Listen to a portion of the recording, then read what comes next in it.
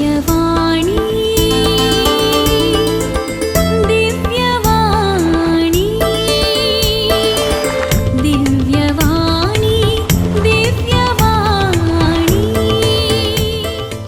मुखाच्यान एकलो आयलो आनी म्हणटा काले म्हूण सांगल्यार हांव भायर गल्फाक गेल्लो आनी म्हाका काम मेळटा म्हूण चिंतलें कश्ट काडून काम करता पूण म्हाका काम कितलें काम केलें तितलें मस्त काम करता हांव काम करता म्हाका व्हडले पयशे हांव चिंतले मेळटा म्हणून आतां मेळना आतां 5 वर्सां जालीं आतां म्हाका बगता येयलें चड शिकायत जालें म्हणून तूं काय करतालोय हांव फर्स्ट इयर इंजिनियरींग शिकलो आनी फर्स्ट इयर जाताना हांवें सोडया म्हणून सगळे म्हणाले तो चड शिकोना वो कंपनीचो चड शिकला गी आनी तो निर्मा केल्लो धनी शिकला गी आनी ते व्हडले जाल्यात देखून काम करचें बुजोवन काय करचें चालक करचें भायर वचचें पयशे करचे म्हूण सांगलें हांव भायर गेलो पयशे करूं आतां म्हजे कडेन पयशे नात हांवें आतां चड शिकायत जालें ना पयशे मस्त पयशे करीत जालें कश्ट काडूं नाका म्हूण चिंतलें आतां हांगा कितले कश्ट इल्ले कश्ट काडटा म्हाका कश्ट काडूंक जायना आतां खालें करचें म्हूण कळना आतां डिग्री करचें म्हूण चिंतलां म्हणून मोगाच्यान इंजिनियरींग सोडून 8 वर्सां जालीं आतां डिग्री करूंक बेसरला इंजिनियरिंगाक मागीर हांगा एकली येतात ती पयलें बऱ्या कामार आली भायल्या गांवांत आसली आनी आमकां एकसुरपण बगता तर खालें करचें एकसुरपण बगता जाल्यार आमकां भुरगीं नात कित्याक त्या जळा आमकां बगले कोणें कश्ट काडचे हे कश्ट म्हजे भयण ताका दोगां भुरगीं ताणें काडचें कश्ट पळोवन म्हाका भुरगींच नाका म्हणून आतां ताचीं भुरगीं सकयल दवरल्यार मूय व्हरता आनी वयर दवरल्यार गोण व्हरता म्हणून ताचीं भुरगीं पळयतात ताच्या कश्टान फळ मेळ्ळा आतां आमकां आतां 50 वर्सांचेर भुरगीं जाता गी ताका 56 हिका 51 आमकां इजी जायचे थोडे कश्ट म्हणल्या क्षण आमकां नाका कित्याक आमी कश्ट नाका म्हणटा हांव कश्ट कित्याक नाका म्हणटा हांव कलेन चिंताप आमचें कश्ट म्हणल्या क्षण तें कोणा तावन येता देवा तावन येतात की या देंवसारा तावन येता म्हणल्यार आमचें चिंताप कलेन चिंताप आमी कश्ट म्हणटाना कश्ट वळवळयले कश्ट येता म्हणटाना ते कोणा तावन येवचें म्हूण सदां आमची चिंताप कोणा तावन येता म्हूण इल्ली पिडा गिडा येयल्या क्षणां कोणाक आमी कोणाच्या माथ्यार घालता कोणाच्या गोमट्या बांदता ते कोणाच्या हाळे सैतानाच्या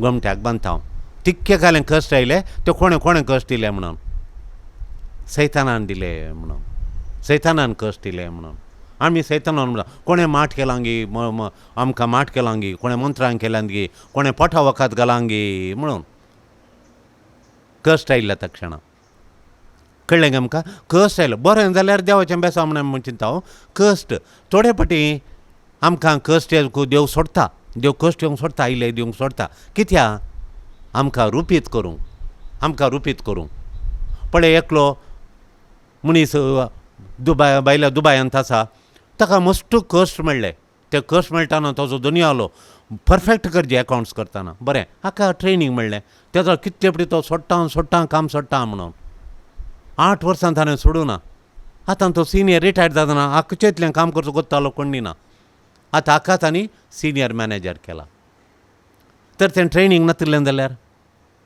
भुरग्यांक शिकचे कश्ट काडूंक आनी पुरा नाका त्या जाळखान करता तीं भुरगीं इस्काल वसना सोडटा म्हणून मागीर खान जाता तांच्या लायफाक तांकां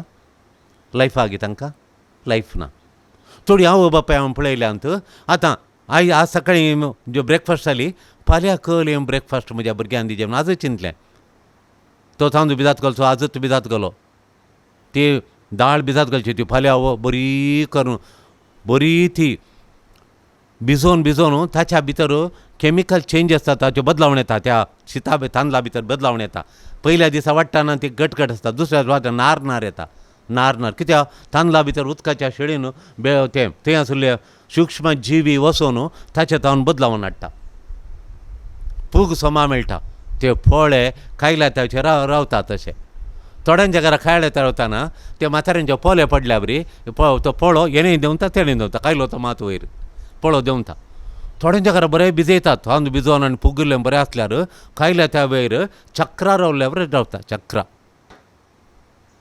कळ्ळें गी तशें तोले पोळे खावंक रूस ते चक्रा बरी रावचे देखून मोगाच्या न्हू आमकां एक लिसांव जेजू शिकयता आयच्या वंजेला आयताराच्या वंजेलांत ह्या आयताराच्या वंजेलांत देव आमकां एक व्हडलें लिसांव शिकयता कश्ट व्हडले सोसूंक आमी खरें बें आसलें तें बें काडिचें म्हणटा देव. आमच्या मदें कितल्या जाणांक आतां तुमकां कितल्या जाणांक कश्ट व्हडले म्हणटा बें येता हात वयर घाला. म्हाकाय सड्ड कश्ट व्हडले म्हाकाय बेन दिता हाळे कश्ट म्हणटाना बें येता हाळे मस्ताना दादल्या मनशांनी हात वयर घालो वय कश्ट इल्लेशे कश्ट जाता म्हणटाना आमकां बें दिसता. जेजू म्हणटा तें बें काडिचें म्हणटा. देखून हांवें भुरग्यांक पिकनीक व्हरतना नंदी हिल्स म्हणटा तो गुडो पळयता भुरगीं भियेता सोडोंक जायना म्हणून. कारार गेल्यार ताका सोबाय ना. कारार वचून वयर रावन पळोवन जगालें भुरग्यांनी चलोवन वचोच आमी त्यो कश्ट काडून चलोवन येतना ती भितरली वाटा हेजे रोडार वचोन वचो कार आनी बस रावयलें थंय भितरल्या वाटेन चलोवन गेलें हांव चलोवन वचोन चलोवन वांकड्या वाटेन देवाचे सडाचे देव पुरो जाता थांच वचची सोबाय. हें कारार 10 मिनटांनी काम जाता ताका 2-3 घंटे जायचे पुरा संदावन गाम येवन बसोवन पत्रार बसोवन खेळोन तें पळयतना बारीक खुशी जाता. पूण भुरगीं हांव खुशाली येया खुशाली रावा म्हणच्या पयलें हांवें खालें म्हणचें म्हळ्यार आडे मस्त कश्ट हांगा पिकनीक येतानांत मागीर आमकां नाका जालें म्हणूंकात मस्त कश्ट गुडो आसा सोडोंक आनी पुरा पूण सोडल्या उपरांत जाता तो संतोश आपले तो पयलें ती दूख सोंसली लेखाक ना म्हणचें. आतां तुमी सांगा कितल्या जाणांक नांव दिया म्हणून पुरो जाणां येना म्हणली नांव दितात तितलें आयकोन मागीर ती बिकोन सोडटात पळय जे गुडो ती मोठी आली भुरगीं हां हूं कर पूण संतोशान पुरो जाणां सोडटात. वय तशें देखून आमी खरें कश्टान भुरग्यांक आमी येताना 10वे क्लासीक हांवें मॅथ्सान म्हणचें मॅथ्स मस्त कश्ट शिकोवच्या पयलीं हांवें म्हणचें सायन्स मस्त कश्ट वय कश्ट सगळ्यांक कश्ट कोणाक कश्ट आशा नातिल्ल्यांक मार्क काडचे म्हूण कोणाक आशा ना पळय तांकां कश्ट कोणाक आशा आसा तांकां कांय कश्ट नात म्हूण. थोडी म्हणटा तूं ना लग्नाचें जिवीत मस्त कश्ट कोणें सुलाभ म्हणा मस्त कश्ट लग्नाचें जिवीत कोणाक कश्ट कोणा पळय न्हवऱ्याचो मोग करूंक ना म्हणून बघता पळय न्हवऱ्याचो मोग करूंक ना हांवें येचें शॉपिंग करचें तें शॉपिंग करचें जेवचें खावचें मोबायलार खेळचें आळसाय करची आनी दुसरे दिसा परतून शॉपिंग करचें आयस्क्रीम खावचें तांकां काजर जाल्ल्या उपरांत ती व्हडली सचुमाय सोडटाय न्हवरो सोडटाय मांव सोडटाय तेजा कश्ट. थोड्यांक न्हवऱ्याचो मोग करीचें हांवें तें घर बांदून हाडिचें म्हजें लायफ करीचें म्हाका कुटाम जायचें म्हणटाना काजारी जिवीत तांकां सर्ग तें तुजें एटिट्यूड कशें आहा तांचो आसा. जेजू म्हणटा कश्ट सोसूंक कोणाक बें आसा जाल्यार तें बें घालून करीचें बें घालून करीचें दोर जेगे काडिचें म्हूण सांगता जेजू सांगता तशें. 16वा अध्याय माथ्यावाच्या वंजेलां 16वा अध्याय 20 आनी 1 तान 20 आनी 8 म्हणसर आमकां जेजू सांगता शिसांक कालें सांगता म्हळ्यार हांवें जेरुसलेमाक वचोंक आसा हांवें जेरुसलेमाक वचोंक आसा थंय मालगड्यांत थावन थंय शास्त्र्यांत थावन थंय प्रधान याजकांत थावन हांवें तांच्या हातांत थावन हांवें काल करूंक कश्ट सोसूंक आहात मरण मरूंक पूण तिसऱ्या दिसा हांवें पुनर्जन्म जावंक आसा म्हूण. पूण मरण मरतलो मरण पावतलो पूण तिसऱ्या दिसा देव आपणाक जिवांत उठयतलो म्हूण जेजू सांगता. Praise the Lord hallelujah. देखून जेजू स्पश्ट कर जेजू शिसांक स्पश्ट कळीत करता कालें करता सांगा पळय एक हांवें खंय वचोंक जेरुसलेमा वचोंक देखून हांवें सासूमांच्या घरा वचोंक मावाड्या वचोंक हांवें कामाक वचोंक हांवें कश्ट काण शिकोवंक तें पूर आमी सांगाचें हांवें कालें करूंक तें पूर आमच्या काळजांत आमकां जेजू बरी आमी म्हणचे आमी करूंक भुरग्यांक आमी ल्हान आसतना शिकयचें काजराचें आनी पुरा. थोडे आतां 73 जाल्यांत काजर जायना रावल्यांत आवय बापाय हांगा येतात तुजें काम केलें तुवें ल्हान आसतना सांगलें ना अडे तें सांगचें जालें सांगाचें तशें. मागीर दुसरें कालें म्हळ्यार श्लोक 20 आनी 2 22 तांतू श्लोक 20 आनी सांगता येपटे आयकय आं श्लोक 20 आनी 2 जेजू कुशीन आपोवन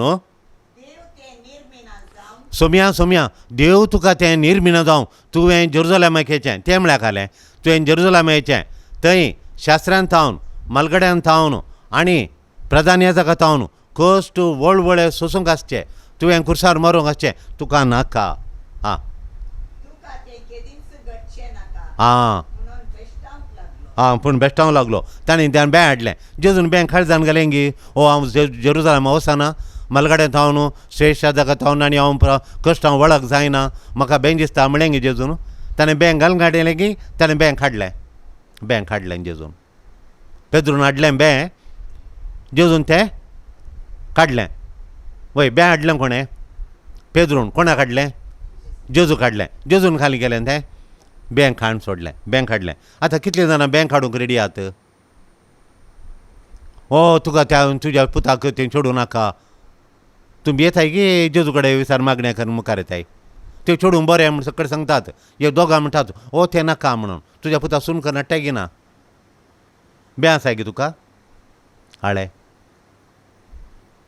तशें टिचर म्हणटा तुज्या भुरग्यांक कांय शिकनात कांय फ्रेज जायनात म्हणून शिकनात म्हणून ते जाल्यार तूं येवन भुरगीं नाका भुरग्यांक घरा येवन गुजी करताय की या ताका बरें बरें इल्लेशें तांतयां मांस मासली रांदय दिल्ल्या खेळां मेंदाक बरें खाण मेळटा गोडशें खायन दिवन नजो तें उणें करताय तूं संजेचें तुजें पुरा एक्टिविटी बंद करताय भुरग्यां सांगाता बसोवन तांकां शिकोवन सुरू करताय तेन्ना भुरगीं हुशार जातात की हुशार जातात तें तुवें करिचें भुरग्यांक हुशार करिचें तशें करिचें देखून देव तुका निर्मिना जावं म्हूण सांगतना जेजून बँक हाडलें गे बँक घालें आज काम मेळना आम कितल्या जाणां बँक आसा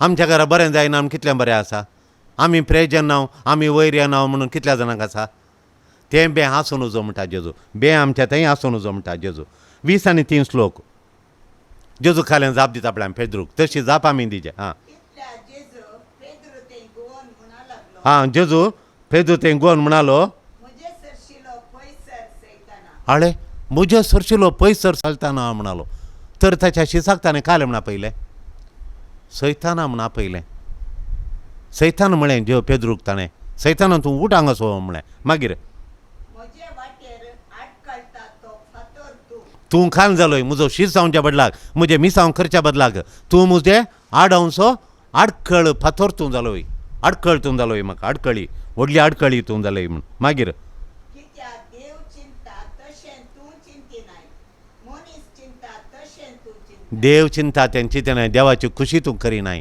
देवाचे चिंता तूं चिंतिनाय म्हणून 3 संगती काले म्हळ्यार पळय काले म्हळें जेजून पयलें कालें म्हळें उठ सैताना दुसरें आडकळसो फातर तूं म्हळें तिसरें देव चिंता तें तूं चिंतिनाय म्हळें प्रेज द लॉर्ड. आमी आतां कितलीं जाणां देव चिंता तें चिंतिना कितलीं जाणां आमी देव चिंता तें चिंतिना अळे 7 जाणां आमी 7 जाणां देवाचें चिंताप केलें म्हज्या दुयेक देवाचें चिंताप केलें म्हज्या पुताक म्हज्या कुटुंबाक देवाचें चिंताप केलें आमी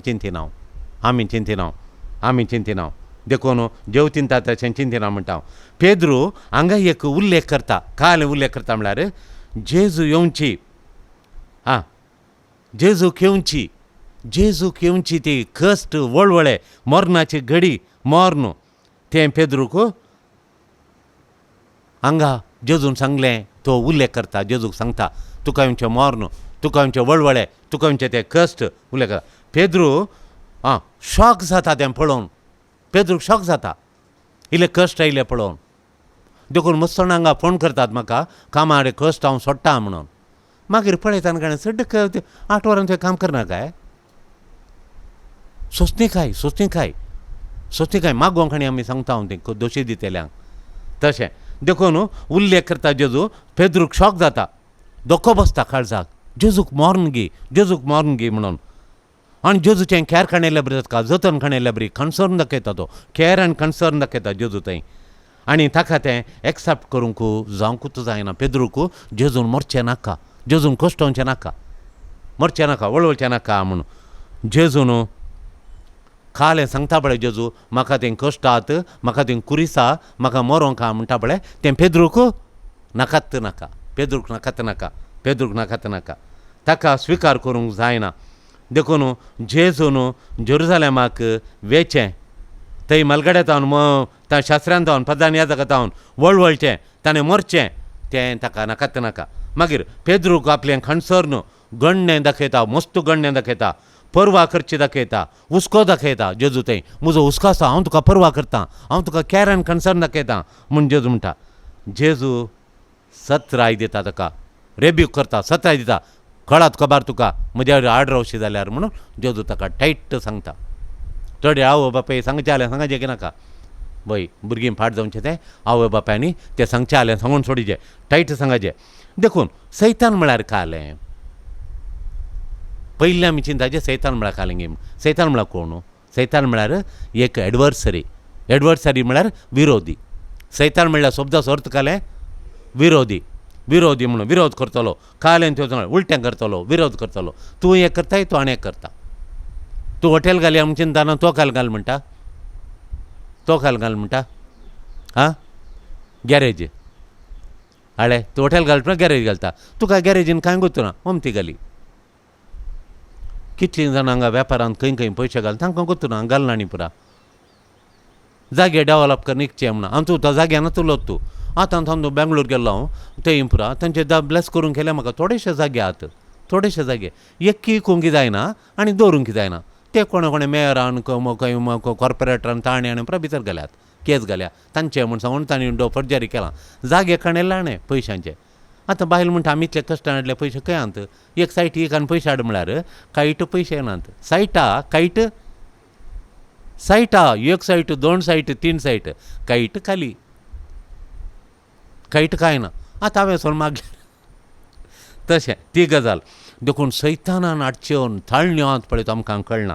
आतां पेद्रू इल्ले पयलें पवित्र आत्मान बरयल्लो त्याच अध्यायांत इल्लेशें पयलें 16 आज 20 आनी 1 तावन वाचलें 13 तावन उपरांतले श्लोक पेद्रू त्याच तोच अध्याय 16 अध्याय 16 मातयेव 16 तितकेशें पयलें ताणें खालें म्हळें ताणें जेजून म्हळें तूं पवित्र आत्मान बरोवन म्हळें तूं देवाचो निजा देवाचो पूत तूं येवंकाचो मेस्साया तूं सोडवणदार तूं जेजू क्रिस्त म्हूण सांगलें. तक्षण जेजू म्हणालो तूं पवित्र आत्म्यान भरलाय देवान तुका हें उगडापण केलें म्हणून. आनी तक्षण आतां जेजू ताका म्हणटा सैताना म्हणटा पोर ताका पवित्र आत्म्यान बरयल्लो आज कोणान तो भरला तो सैतानान भरला. तें कशें जावचें गी म्हूण म्हाका बारी बेजाराची गजाल सो आटापंक जायना. जेजू म्हणटा कश्ट वळेर सांगता जेजू देवाचें प्लॅन सांगता गी ताचें प्लॅन सांगता. जेजून जेरुजालेमाचें देवाचें प्लॅन गी देवाचें मंडावळ गी जेजून कश्ट वळवळे सोंसचे मनशां संवसारा खातीर देवाचें मंडावळ गी देवाचें मंडावळ. जेजून कुर्सार मरचें देवाचें मंडावळ गी तिसरे दिसा पुनर्जीवन जावचें देवाचें मंडावळ गी तर जेजू देवाच्या मंडावळे बरें करता गी. आतां देवाची मांडावळ सोसूंक जायनातलो एकलो आसा कोण तो सैतान. करेक्ट म्हळें तुमी. ताका देवाची मांडावळ जाता गी ताका जायना. ती मांडावळ पाड करची त्या मांडावळेक विरोधाचें देखून विरोध येता देखून ताका सैतान म्हळ्यार शब्दाचो अर्थ विरोध करचो उलटें करचो. देवाची मांडावळी ती वाट गुंडोवची टर्न करची ताचो आतां अट्टार पडला तो जेजू. देखून कश्ट वळवळे सोची बरी खबर जेजू कश्ट वळवळे मात सांगता की बरी खबरी सांगता कली बरी खबर ती तिसऱ्या दिसा हांव जिवांत उरतलो बरी खबर न्ही गी ती स्वार्थ आमी सगळ्यांक दिवची. हांव पुनर्जीवन जातलो म्हणटा तिसऱ्या दिसा हांव पुनर्जीवन जातलो म्हणटा ती बरी खबर दिता जेजू. ती बरी खबर पेद्रू पळयना पेद्रू घालून पळयता कश्ट वळवळे कुरीस मात पळयता पुनर्जीवन पळयना पेद्रू. देखून पेद्रून सांगिल्लें कॉमन ताणें सांगलें विशेश ताणें मात्र सांगलें गी हें सगळ्यांनी सांगचें तें पेद्रून सांगिल्लें सगळ्यांनी सांगचें कश्ट वळवळे म्हाका नाकात म्हणून. इल्ले कश्ट काडूंक कोणाक नाका नातल्यार बरीं थॉटां आसात. 3000 माडया बरें फाफळ जाता पूत सोण न्हू दुबाय गेला आनी थंय वचून ताका आतांच उरसो 20,000 60,000 म्हणिल्लो आतां 60,000 आतांच उरता. कर्ज तो प्रकांड 20,000 उरता. हांगा 20 लाख रुपये मेळटलो 3000 माडयेंत 4 kg 5 kg फाफळ रावताले माडयेंत एका माडयेर 3000 कितले kg पळया तुमी. तें सोड थंय गेला पपाळ आतां माडी हळडूय जाल्या आतां मुजेडी सरता हांगा रावचे गी फाटये जेगी म्हूण. आतां तुमी पळया बुजोवन काय म्हाका कशें कात्रीन घालचें पळया तेल्लो उठ सरतना म्हण हांवें म्हणचें गी नाका उठ सयतना हांगासो पप्पा न्ही जा आतां शिरकोण घाल ताका मागीर ताणें आपयल्लो हांगा माडयेर आतां बिड्डी सोलाय जायनात बिंडी सोलोय जायनात ते बिड्डी सोलोंक जायना म्हणटा म्हजी शेंडी सुट्टा हांगा बिड्डी सोलाय कांय ना माडी पळोवन आयलो फाल्यां सांगता म्हळें आनी गेलो ताचे माडी पळोवन आयलो तिनं हळडवी जाल्या ताका ते 20,000 हांगा ते मेळचे नात आयल्यार ती माडी गेलीच पळोवंक ना थंय गेला एका जाणा दोन करतलो बरो पयसो आलो 60,000 मेळटा बसल्या कडेन म्हूण शिता गेला अशी पुरा गजाल तशें देखून कश्ट काडूंक कोण नाका सुलाबान पयशे जायचे म्हणून हें पेद्रून सांगिल्लें जेजू तुका नाका म्हण आड रावल्लो तो आमी फाटया जेरुजालेम वचनाका कश्ट नाका म्हणलें सामान्य कांय विशेश न्ही सगळ्यांनी सांगचेत आमची आशा आमची बोगडां जायचे बरीं दिसता म्हाका जाय बरें दिसता न्हय म्हाका नाका तें देवाची मांडावळ तें कोणाकय नाका बरें आसा बरें जाता हर एक रितीन बरें जाता तें म्हाका जाय म्हणून म्हाका लायक आसा म्हाका लायक ना म्हाका लायक आसलें हांव करता लायक नासलें करना म्हूण सांगता तो पेद्रून चिंतलें जावंक पुरो कश्ट सैतानांत हांव येतात म्हणून चिंतलें कोण ना कश्ट व्हडले देवात हांव येनात ते सैतानांत हांव येतात म्हूण पूण थोडे फावटी देव आमकां कश्ट व्हडले येवंक सोडता देव सोडता कित्याक म्हाका तरबेती करूंक म्हाका रुपीत करूंक म्हाका महान करूंक ताची मांडावळ जारी करूंक पाप साहेब कितलो कश्ट जाता वळवळटा सांत भोगता आनी पळय कितले कश्ट सोंसल्यात त्या कश्टा मारिपात आमी काल जाता देवान कितें जावंक निर्मिलां पळय तें जावंक निर्मिता आमी प्रेज द लॉर्ड हालेलुया देखून पेद्रू एसम्पशन करता एस्युमींग करता एस्युमींग म्हळ्यार खालें अंदाज करता हें कांय सैतानांत हांव येवचें अंदाज करता ते देवातान येता म्हणलें चिंताप करिना अंदाज करता एस्यूम करता एस्युमींग म्हळ्यार खालें हांवें थंय जावंक पुरो हें जावंक पुरो अशें जावंक पुरो म्हूण अंदाज करची अशें जावंक पुरो थंय गेल्यार जावंक पुरो अशें जावंक पुरो म्हूण अंदाज करची एसम्पशन करचें हें बॅड एसम्पशन फेथ दवरचें जेजूचेर प्रेज द लॉर्ड देखून जेजू आपूण जेरुजालेमाक येता थंय आमच्या मलगड्यांत हांव न्हू आनी शास्त्रांत हांव न्हू श्रेयसा जागात हांव न्हू हांव कश्ट वळो सोंसता म्हणून जेजू सांगता त्या जाल्यार पेद्रू खालें म्हणटा आपूण आडयता हे समयान तुका घडोवंक तुजो हें नाका म्हूण आडयता जेजू पेद्रूक सैताना म्हणटा पयलें जेजून खालें म्हणलें पेद्रूक बागी तूं पेद्रू म्हणलें आतां जेजू ताका पयलें 16 अध्याय 13 श्लोक 13 श्लोकाचेर तूं पेद्रूक बागी म्हणलें आतां तो ताका आडकळी म्हणटा त्याच अध्यायांत देखून जेजू कितें सांगता 3 सवालां मुख्य जेजू कितें सांगता कित्याक तें बळान सांगता तूं सैताना म्हणटा कित्याक बळान सांगता आनी तिसऱ्यांक खालें म्हळ्यार पेद्रू आत्तां एक सांगता मागीर आनी एक सांगता परतून देव सोपूत करेक्ट सांगून देव स्पिरीट जालो आतां जेजूच्या विरोध करता हें कित्याक कशें एका घडये भितर मनीस चेंज जाता गे ह्याच्या विशयान आमी इल्लेशें नियाळ करीचें पयलें पेद्रू आतां एक सांगता मागीर आनी सांगता कित्याक आपल्या पयल्या सवालाक पयल्यान सांगलें म्हळ्यार जेजू कितें सांगता म्हणून जेजू पेद्रूक सैतान धरला म्हूण सांगता जे फूट सैताना म्हणलें कित्याक म्हणलें जेजून ताका सैतानान ताची मोत धर घाणयल्या स्पिरितान न्ही त्या घडये ताणें सोडलां हांवें सोडल्यार म्हजी मोती सैतान धन घाणयता देखून भुरगीं आत्तां एक मागीर करना आत्तां नर्सींग करता पुरा नर्सींग आनी करता म्हणा मागीर करना आनी उतार आनी परत दिलां काजार आनी परत तयार जाल्या आतां हांव काजार जायना चेडो हांव म्हाका तें चेडूं नाका म्हणटा कालें म्हणटा हितूं आत्तां एक पोर जायत म्हणलो बरी मुदी हाडून आयला आनी सकडी केला आतां मुदी घालना म्हणटा हळें चेंज केलां आतां चेंज करतात जेजू पेद्रूक सैतान धरला म्हूण सांगता सैतान म्हळ्यार एडवर्सरी आतां म्हळ्यार विरोधी कित्याक म्हळ्यार देवाची मांडावळ पेद्रून विरोध केली की या सपोर्ट केली जाल्यार खालें म्हणटा हालोय पेद्रूक तो वय समयान तूं वच जेरुजालेम आमी येता तुज्या सांगात रावता संवसाराची सोडून कर म्हणली जाल्यार तुवें करचें समयान जेजू म्हाका अर्थ जालें हांव तुका नमस्कार करता म्हणलें जाल्यार जेजू पेद्रू खालें म्हणटा हालो स्पिरितान भरला बागी म्हणटा हालो आज ताणें खालें केलें देवाच्या मांडावळ ताणें सपोर्ट केली की विरोध केली ताणें विरोध केली देवाची मांडावळ जेजूच्या देवाची मांडावळ विरोध करची कोणें एकल्यान तें कोणें सैतानान देखून जेजून ताका सैतान म्हणून आपयलें सारकें वयगी न्ही त्या सैतानान ताच्या तोंडांत उलयशें गेलें ती आलोचना कोणा तावन आयिल्ली सैताना तावन आयिल्ली प्रेज द लॉर्ड देखून ताणें देखून सैताना तावन आयिल्ली देखून जेजून ताका आतां तुजें तें सैतानान तुजी मौत धरल्या म्हूण सांगलें ती आलोचना देखून मगाच्या न्हू पेद्रू हांगा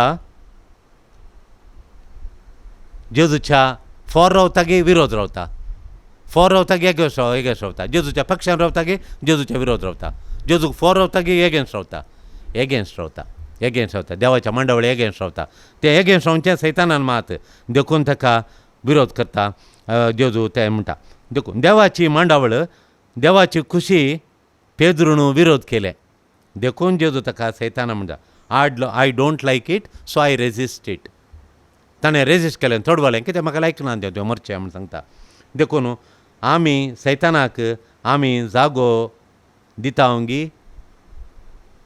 तो जर तर देवा आमच्या जिणेंत आमच्या मतींत आमच्या मनांत आमी सैतानाक जागो दिल्यार सैतान आमचे ते येता गे येना सैतान येता देखून आमी सैतानाक इडेन दिजे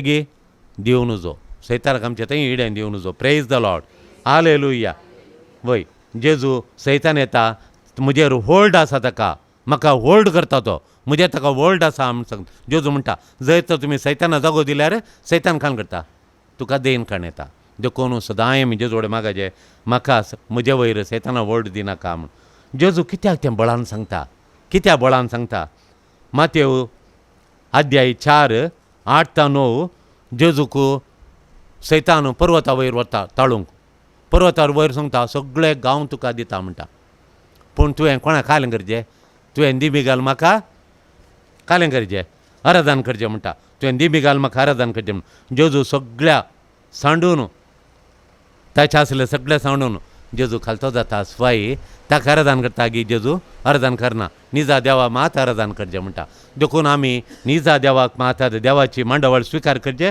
निजा देवाक मांडावळ आराधन करचें म्हणजे सांगता देव ताका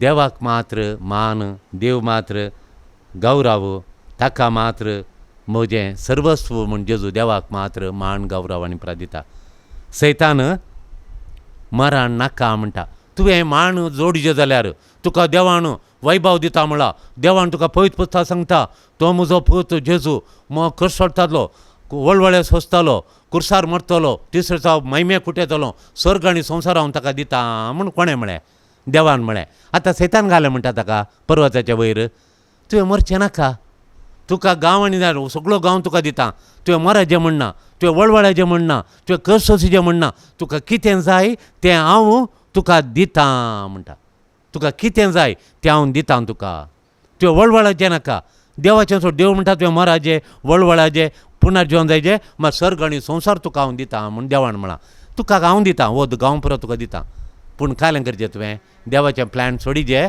मरोन वचो कुर्सा थंय वचून वचो आनी म्हाका तुवें आराधन करचें हें सगळें दिता म्हणटा जेजू कालें म्हणटा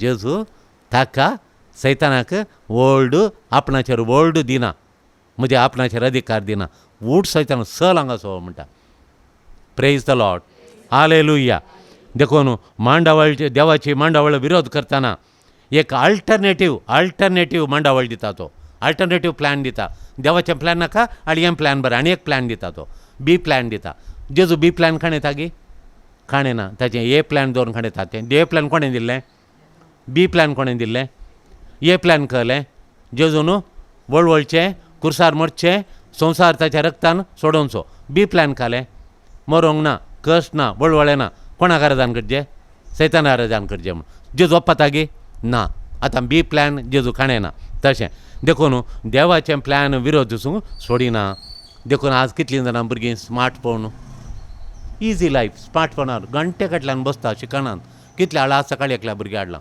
आनी तो भुरगो खंय ती आवय म्हणटा आतांत दी म्हणटा खंय आळशें कान काडलें कितले 1000 रुपया कानांत आयकोनचें आतांत म्हाका दी येत्त घडये दी म्हूण तिणें खंय हांव दिवचें ती एक पियोन जावन काम करता एका हांव इस्कालांत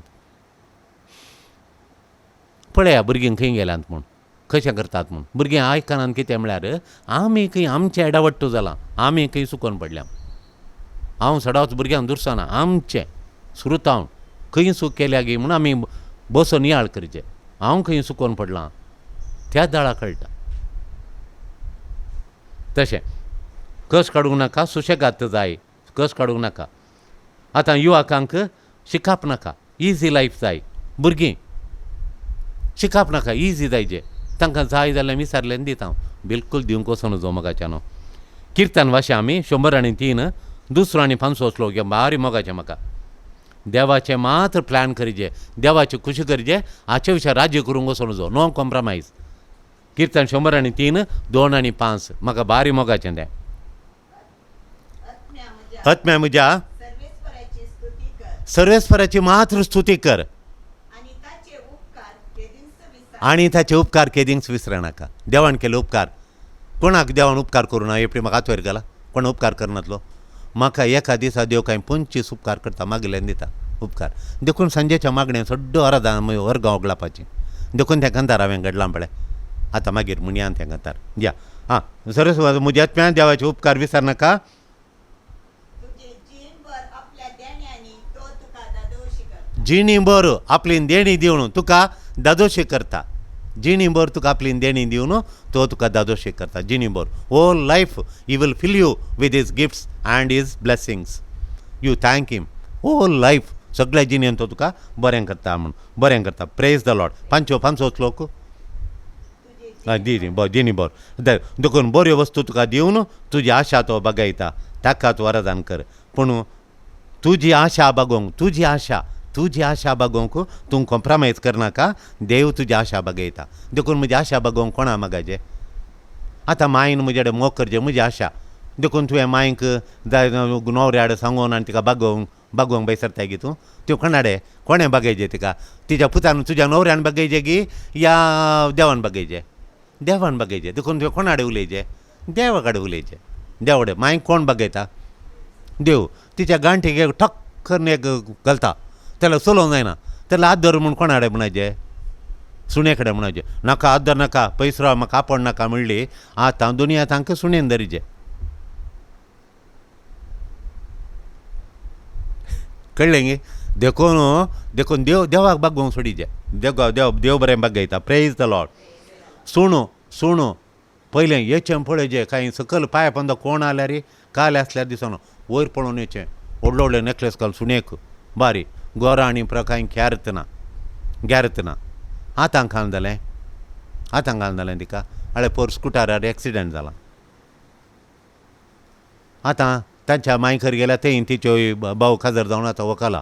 ती जोरा कितें हांगा येजें थंय नांत की धाकटेर थंय सडा हळ्ळे कितें आमच्या काका येता हेजें थंयच रावूं दी म्हूण. आतां एक्सिडेंट जाला थंय घरा वचून थंय वचून पळय हांगा हाडचें नाका म्हणल्या सूण थंय. आनी माई आतां सूण आनी माई एक जाल्यार दुयेन खाल्या घडये येवचें म्हूण. आतां माय पात्राबाग आगमेन जाय की म्हणटाना म्हाका मोव आयल्या बरें जालें. ह्या 5 वर्सां माय म्हळ्यार जायनातलें.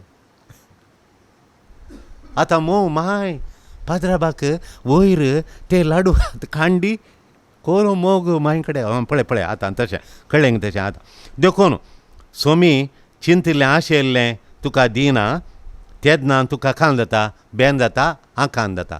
पूण जेजू आज दिसाल्या आज दिलें गी. मेबल बायच्या पुताक सेरीक जाल्यार बरी एक चेडूं मेळना. कितल्या वर्सां जावन तूं सोदताय? हाळे पूण तुका बेन दिसलें गी तुका केदाळ्ळें म्हणी. ती केदाळ्ळें म्हणचें म्हाका देव दिता म्हूण हांवें म्हणचें तें म्हूण. सुचिताक पळय भुरग्यांनी 100 काडचे मॅथ्सांत म्हणून हांवें सांगलें राव तिके कुडलें आशिल्ल्यातलें कुडलें ना म्हूण. आतां व्हड जाताना भुरगीं बारी टॉप शिकतात. व्हडल्यान चेडून बार विचारा हाळे टायम येताना भुरगीं शिकतात.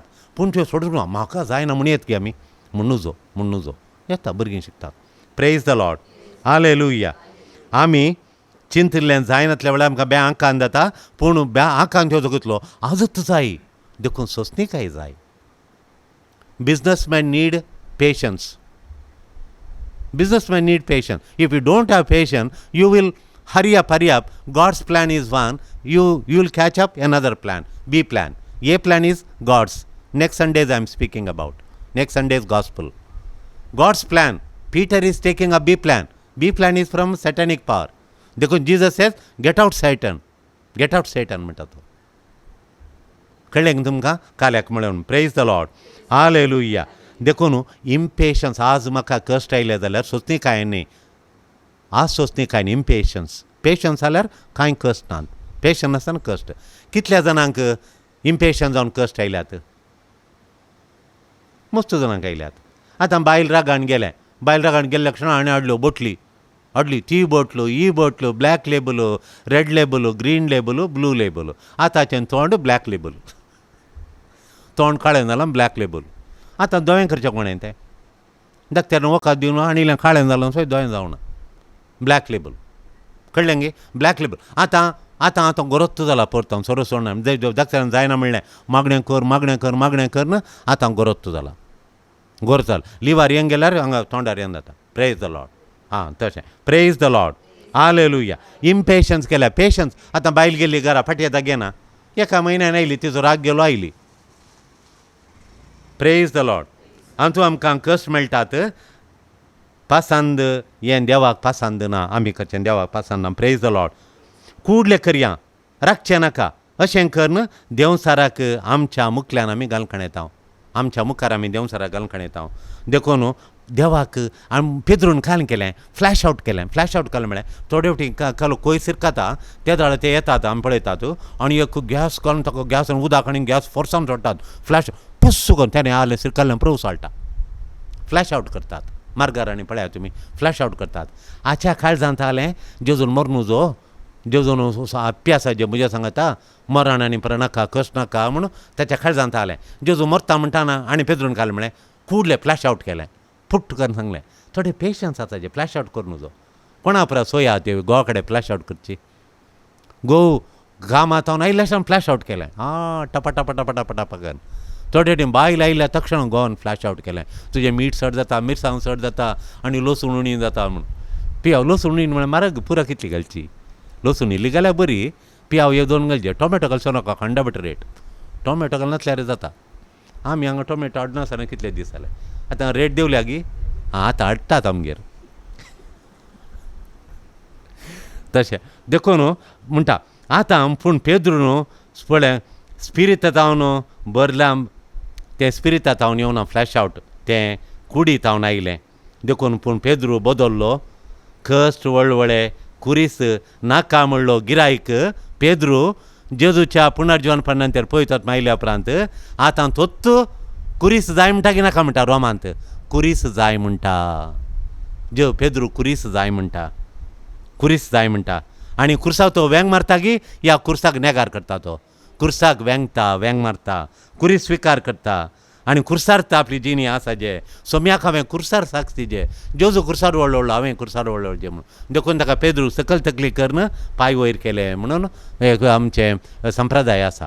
पद्दती ट्रेडिशन म्हणटा जेजू तायें केलें म्हणून. म्हाका पेद्रू इतलो बदल्लो गी हांव रोमाक गेल्यार ताच्या कडेन आपोवन ताचें बोट किरोवन गेलां. आतां आपणूं सोडनात. पत्रान केल्लो इमाज. पत्रान मायकालोन जेल्लो पत्रान कातो मार्बलान केल्ली लोकांन आपोवन वयर दवरल्या. कोलो सोबिता वता पेद्रू आनी ताका आपय हरशें आपोवन ताचें बोट धरलां. आतां आपणूं सोडिनात. हांवें लोक सांगलें म्हाका मस्त आशें आपणीचें म्हणून. ताणें 3 दीन पळय वचून आपोवन लोबार आलो न्ही. आपणूं सोडलें म्हाका. हांव वचून पांयां पडून आयलो ताचें. कित्याक पांयां पडले म्हळ्यार जेजून ताका जेजूक ताणें मरना झुजो तेसो म्हणून जेजून सैताना म्हणलें म्हूण ताका न्हय. ताणें कितलो बदल्लो म्हळ्यार कोणाकय तितलें बदलावन जावचें ना. कुरीस जेजूक नाका म्हणलो म्हाकाय तोच जाय म्हणटा. विशेश बदलान म्हळ्यार हें तुमी खदाळ वासीचें हांव आपत्यांत हेपटी वाचतांत हें ताजें पेद्रून बरयलीं. 2 पत्रां बरयल्यान पेद्रून. पयलें पत्र दुसरें पत्र. पयल्या पत्रांत 5वो अध्याय 5 आनी 6, 7 5, 6, 7 हांव आपत्यांत हेपटी वाचतांत म्हाका वाचीन असलें जायना. आमकां संजेच्या मागण्या हाळ्यार येता. अध्याय 5 इजी 5 P म्हळ्यार घालें पिटर. फर्स्ट पिटर. आनी अध्याय 1 पयलें पत्र 5 अध्याय 5 फर्स्ट पिटर 5 to 6 गरू सोडा म्हणटा. वय मुखार बी इलेशन सोड न्हू. हां देखून देवाच्या बळवंत हाताखाल तुमकांच तुमी कालती करा. हळे तुमकांच तुमी कळ पांच भाशा तेच परी तुमी तरणाट्यानो तुमच्या वडिलांक काल जाया. काल जाया म्हूण सांगता ताय सावन काल जाय म्हूण कावण जेजू काल जावन तो जेजू येचे नाका नाका म्हणलो आतां खालती काय गर्व नाका म्हूण त्या दिस म्हाका पुरो गोत्ता कोणें सांगचें नाका म्हणलो मनीस आतां खालते जाय म्हणटा गर्व कोण काल जावन दवरता देव तांकां पयस करता पूण गर्व सोडून खालते जाल्ल्यांक देव काल करता आवर्तो करता आशिर्वाद दिता हें देव जेजू म्हणटा देखून तुमी खालते जाया देवाक स्विकार करा आनी गर्व विरोध सिया खालतेपण स्विकार करा देव तुमकां वर्तें करता म्हूण तेज्या पत्रान बरयता हें हांवें कदाळे वाचचें त्या म्हाका देवाचें बेसांव जाय देवाचें बेसान खालतें जायचें गर्व काडिचें देखून न्हवरो येतात हांगा न्हवऱ्यार सांगा व्हंकले कडेन खालतें जाय तुमी देवाचीं बेसांव मेळटात म्हणून कितलीं घरां परजळटात हें वाचून यंत दिवचें हांवें घरा प्रॉब्लेम म्हणल्यार कशें वाचूंक दिवचें म्हजी जिणी बदल्ली पेद्रून जिणी बदलोवन अती वर्तें खालेंगी म्हूण हें देवाचें बेसांव देखून हांवें हें देवाचें बेसांव दवरून प्रेज द लॉर्ड हालेलुया देखून बेस्ट तें ताका कळीत आसा म्हाका न्ही बेस्ट कोणाक कळिता देवाक कळिता म्हाका न्ही पेद्रून पयलें घाल म्हणलें सोम्या तशें करनाका म्हाका बेस्ट कळिता तुका कांय कळीत ना जेरुसलेमा वचनाका थंय मालगड्यांत हांव न्हू ह्या जागांत हांव न्हू शास्त्रांत हांव न्हू शेस ह्या जागांत हांव न्हू तुका कश्ट व्हडले मोरण येता वचनाका म्हाका बेस्ट कळिता तुका न्ही आज काल म्हणटा पेद्रू सोम्या तुका बेस्ट कळीत आसा म्हाका कळीत ना देखून म्हाका शिकय उगडापें कर तुजी खुशी जावं तुका बेस्ट कळिता म्हणटा प्रेज द लॉर्ड हालेलुया मोगाच्या आनी निमाणें आमी कोणी नेगेटीव सांगतात मस्तू जाणां सांगतात बिझनस ಮಾಡಬೇಡಿ ನಿಮಗೆ ಒಳ್ಳೇದಾಗೋದಿಲ್ಲ don't do business you will not come up don't do that don't do this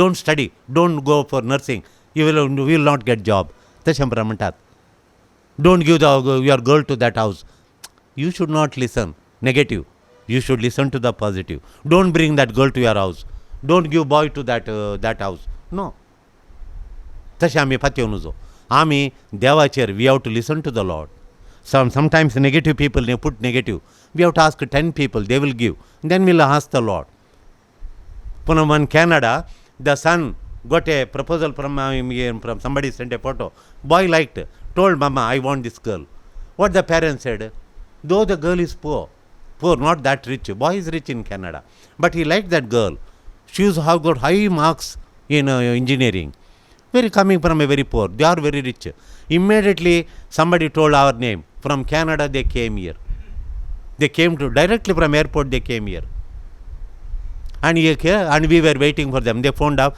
put the message and all this time we are reaching we were waiting here father and myself when they came we suddenly went inside we had half an hour of prayer then we opened the Bible then Bible it's a message came that God blesses the humble heart God anoints a holy soul तशें म्हूण आयलें देव बेसांव घालता म्हूण हांवें सांगलें this girl is good go head म्हूण नाव this is the third year the girl is got a very good job and get salary more than the boy therein she passed 2 exams boy may be getting some $1,000 she is getting more and her company is better than this company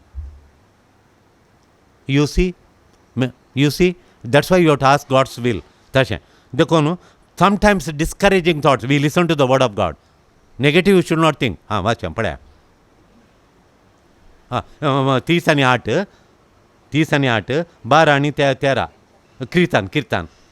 कीर्तन 38 12 and 13 पहा those who are searching for my life they put snares म्हजे निर्भाग सोदतात ते म्हज्या नासा विशीं उलयतात तीच गोर तांच्या मनांत घोळटा घात करतात they betray me they know that I am coming up but they say don't do they say पूण हांव एका बेऱ्या परी कान दिना हांव कान दिना I don't give ear to their talk I will not listen to what they are saying I will not एका मोन्या परी तोंड उक्तें करिना I will not open my mouth हांव बेऱ्या बरी करिना हांव केप्या बरी तांचें पुरो आयकना हांव कांय आयकूंक आयकना तांचें केप्या बरी करता तांणी सांगलें नेगेटीव हांव काणय ना कांयच आयकोंक येनासलेल्या तोंडां जाप नासलेल्या मनशा बरी हांव जाला हळे हांव तांकां आयकूंक थायकाना. हांव तांणी नॅगेटीव उलयल्या पिपलांक हांव बरसाना. हांगा पळयता गूड मॉर्निंग म्हणटा तांणी खाले उलयल्यार हांव बेरो जाता, केप्पो जाता, मोणो जाता, उलोवंक उलयना. I remain always positive. I will become deaf to the negative thoughts. देखून तुका डिस्करेजींग थॉट्स येतात गी. Who is discouraging today?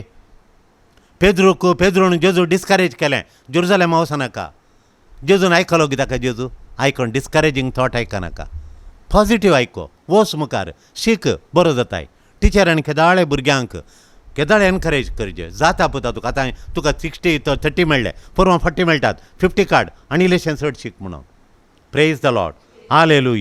Hallelujah. देखून ते सांगतात तुका जायना, तुका सक्सेसफूल जायनाय, तूं बरी जायनाय, तुका पिडात.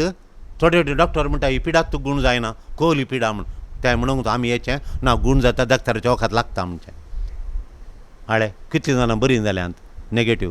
पोरयेक हांगा दोळ्यांचे कॅट्रॅक्ट करूंक घेता. तांच्या घरच्यांनी म्हळें ते कॅट्रॅक्ट जाताना ती शीर खालें जाल्यार दोळो चलता म्हूण. हांगा भियान अशी जावन जुत्त ना हांगा भियंत. हांवें सांगलें केदाळे शीर इल्लीशी वांकडी जाल्यार कॅट्रॅक्ट करतना देव निट्ट करता म्हळें. उठली टक्कन गेली. ऑपरेशन तो डॉक्टर म्हणटा एका वराचें तुजें अर्द्या घंट्यान जालें म्हणून.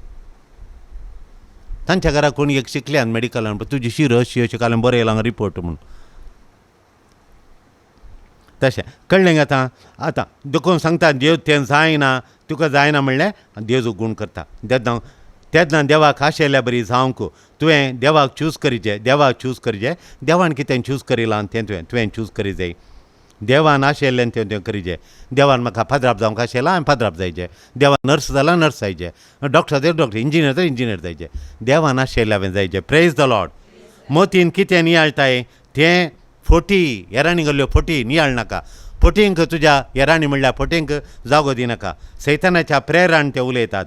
देवान तुका सक्सेस करेलां, देवान तुका वर्तें केलां, तुवें देवान सांगल्या बरी करचें, लोकांन सांगल्या बरी न्ही. दावीद म्हणटा लोक सांगता हांव चलवता म्हणून, never achieve, you we'll not achieve victory म्हूण सांगलां.